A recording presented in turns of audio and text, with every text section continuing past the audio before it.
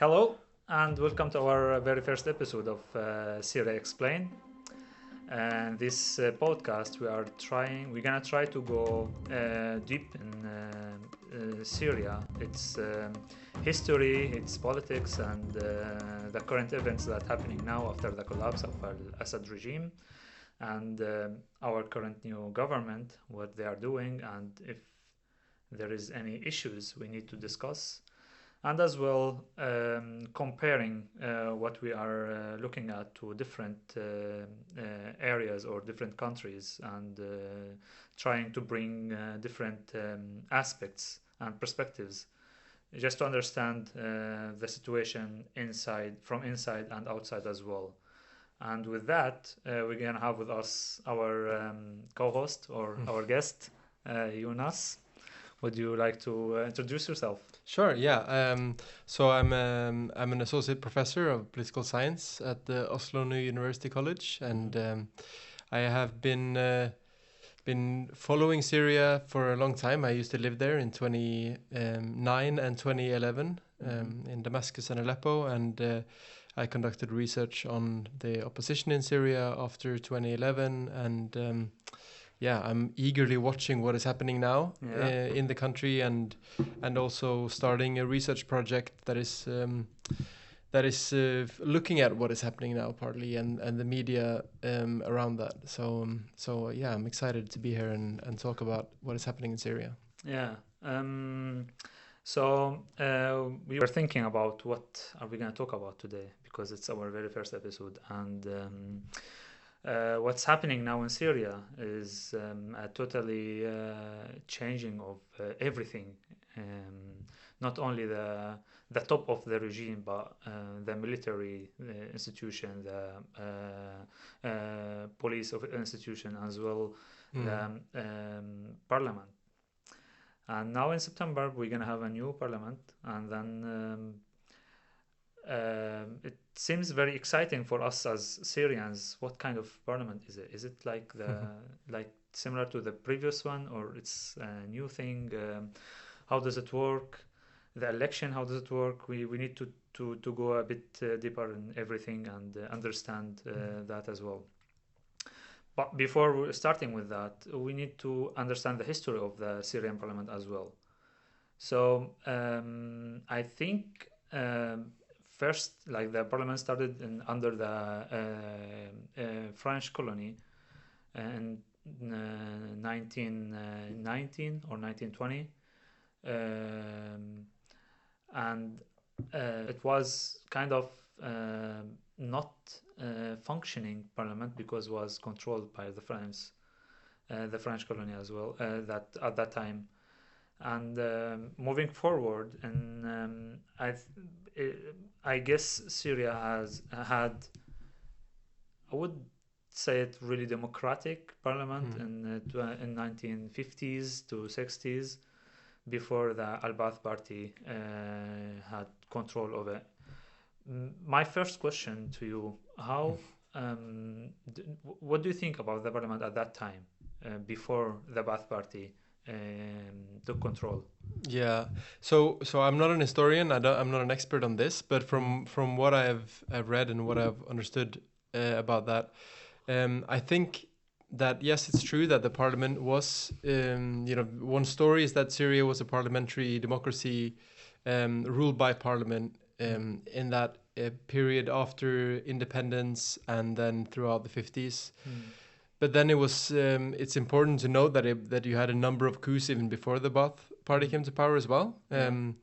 And even then, I think one thing that comes up is that, okay, you had parties and you had elections. And what is a parliament for, right? Normally it's what is making laws. It's the legislature of a country. And it might have different functions, different places, whether they're nominating the government or whether you have a separate election for a president. But I think that even by the standards of having inclusion and possible participation of parts of the population in elections, and then you have having parties that were running and that were were forming governments, these were still made by elites. So some of these people from this time, Al Azam. So the Azam family, that's a big political family, right? It's not like it's coming from the people somehow. Of course they're allowed to still run for government, but I think it's a similar thing with the Quwatli. So you have this. They had a big business family that moved to Syria from Iraq in the century before, and this was the trend, I think, for most parliamentarians. There were elites. These were inter-elites type of ways of dealing with conflict. Yeah. And in a way, okay, so I'm just going to jump ahead a little bit to the function under Ba'ath rule as well. So you've kept the parliament. You had parliament in Syria after that as well. Yeah. And I think it's been used in a very typical way for autocratic regimes, that it's a way for elites to solve disputes. It's a way for whoever is actually in charge de facto, who's the autocrats, to give a veneer of legitimacy, but also to co-opt elites. So make sure that these elites, they get something, and you can give them some sort of either resource benefits or an immaterial benefit, some sort of values or some sort of importance in society, and the parliament could be an efficient way of distributing that. And this is just a way of maintaining control. It's not really a system of, a popular will. Yeah, but how does after this period, how does Al Ba'ath Party took control of the whole parliament, and it becomes I remember, like, when talking to my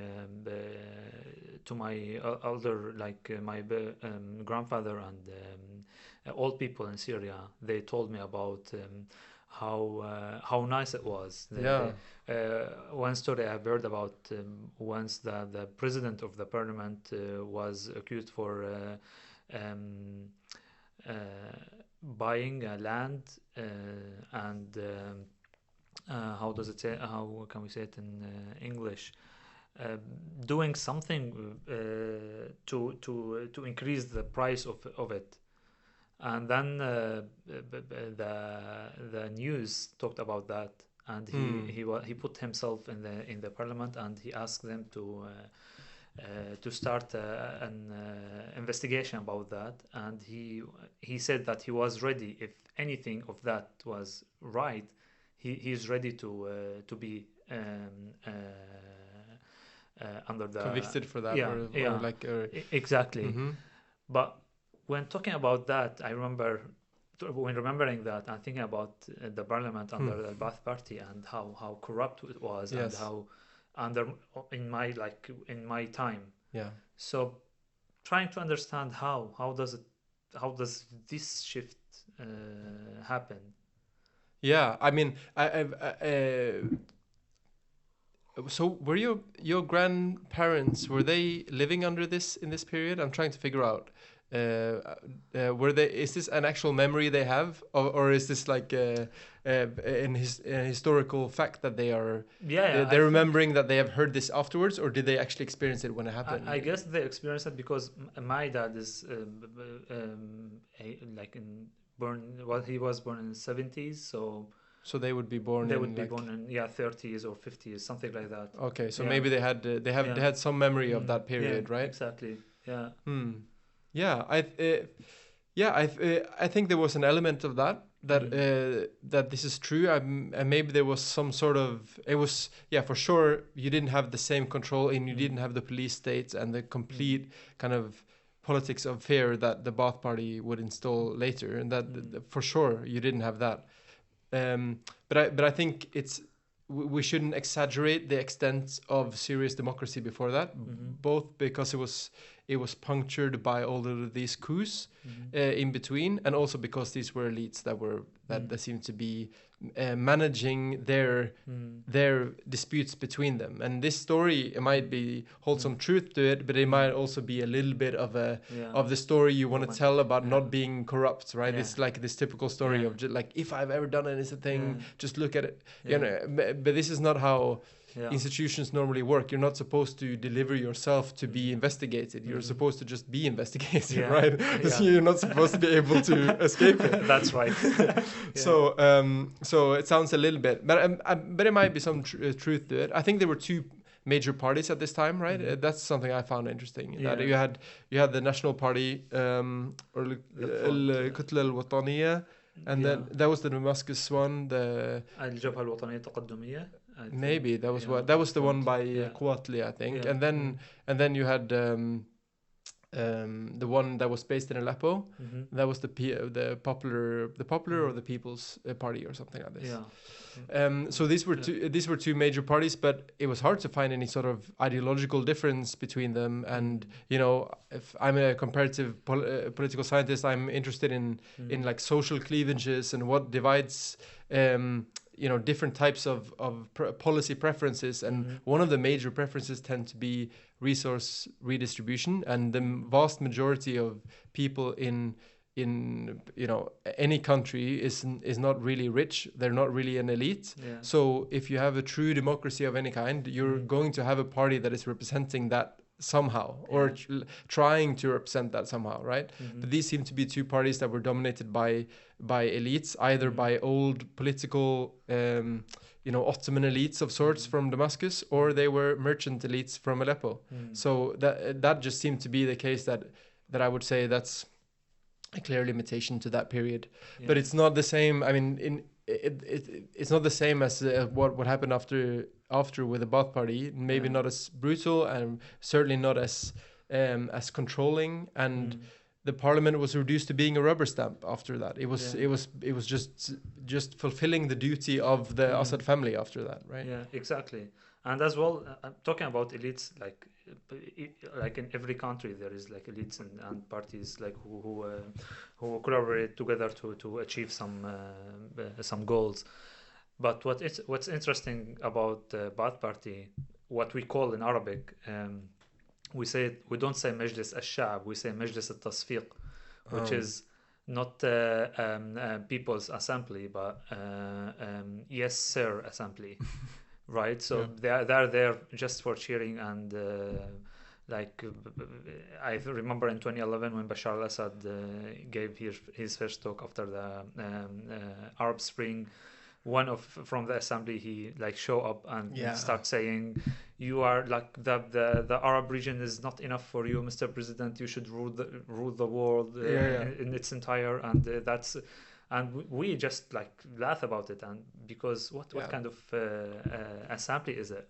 I think I was in Aleppo at the time. I think I was watching the same thing. He was making the speech, and then you had it just seemed to be so strategic who was getting up. Like it was one man, it looked like he was from one of these Arab tribes. He was with a cane and everything, and there was one woman, and then there was one. They were all clearly representing different groups, so showing that the whole of the Syrian people are behind him. It's very easy to see through that, and I think one question then is why autocrats that are this totalitarian as the Assad family was, both Hafez and Bashar, why they even have parliaments, right? It's really interesting why they even have them. That's it's been an open question in the literature, or in among academics as well. Why do they even bother to have these parliaments? Like in North Korea, for example. Yeah, I'm not sure if they have a parliament. Maybe that's the North Korean parliament.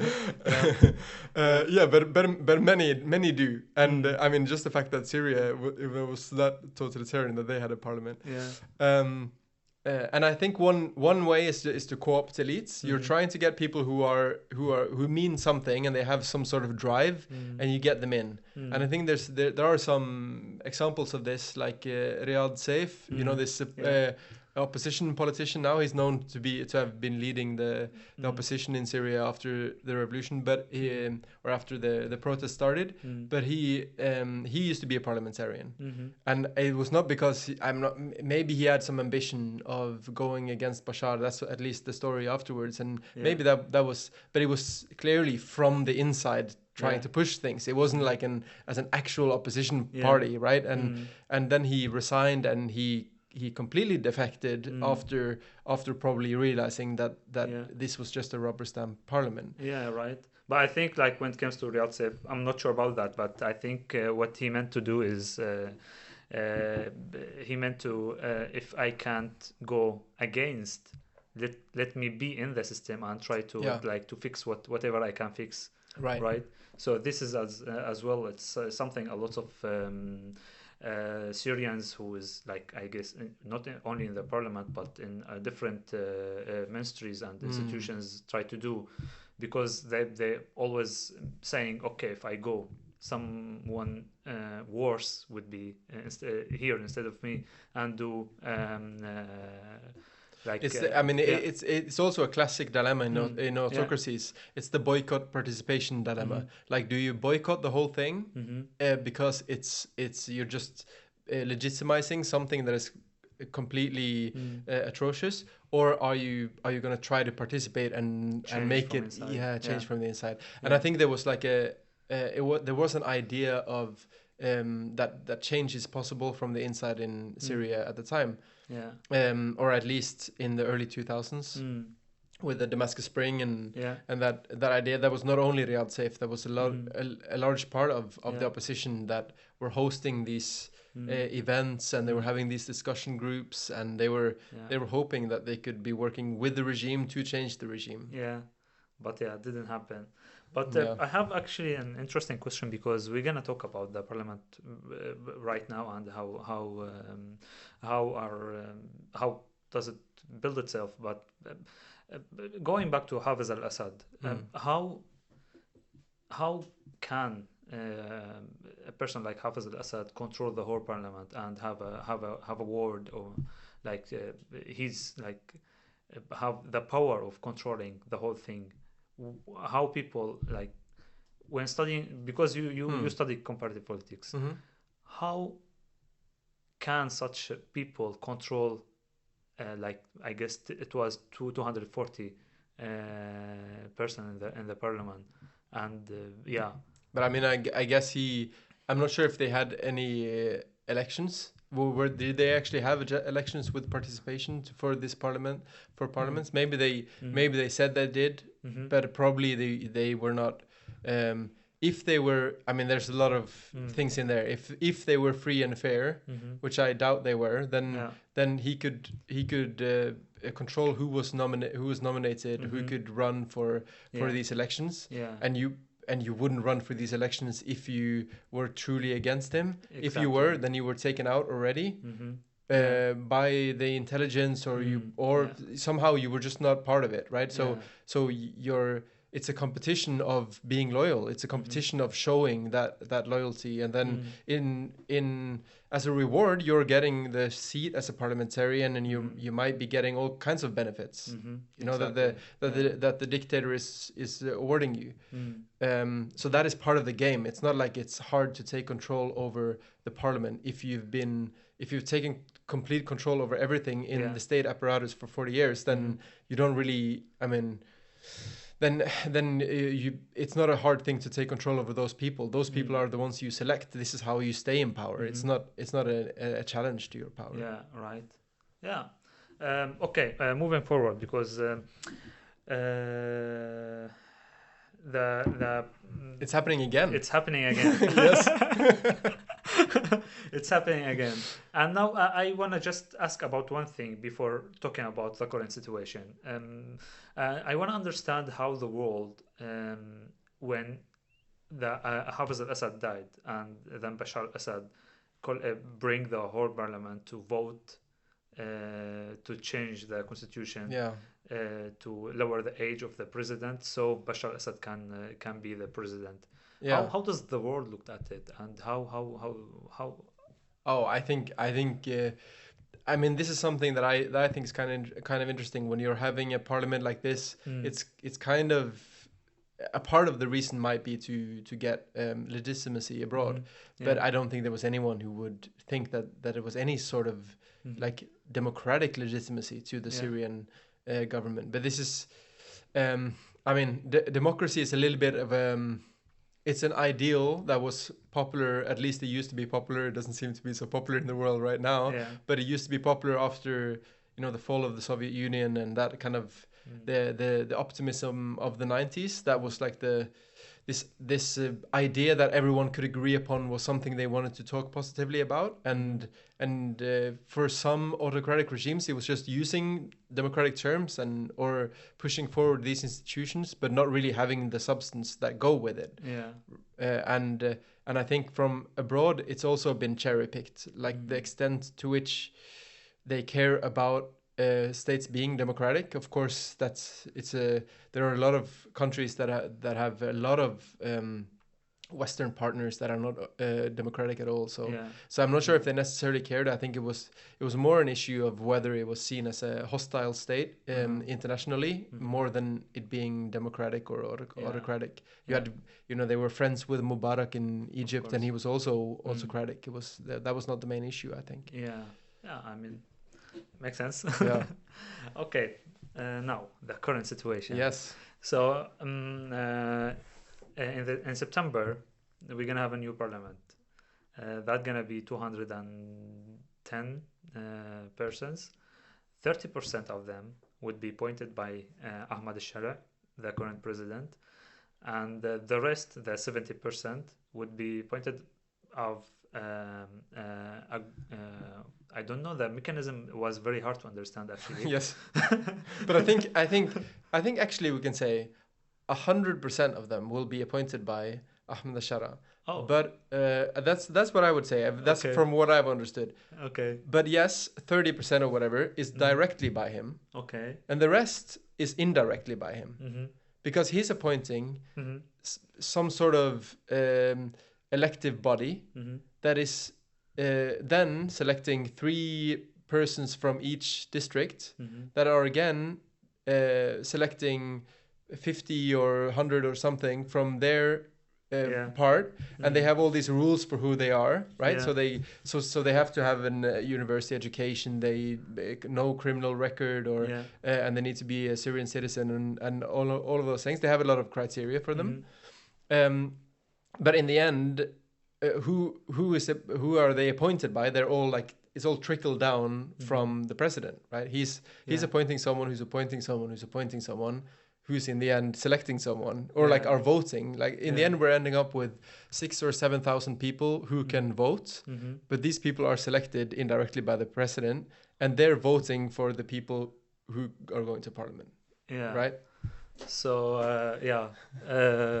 shortcut, 100% selected by. Yeah, that's what I understood. Maybe I misunderstood this, but this is what I understood. It's certainly there's no free participation from the Syrian people.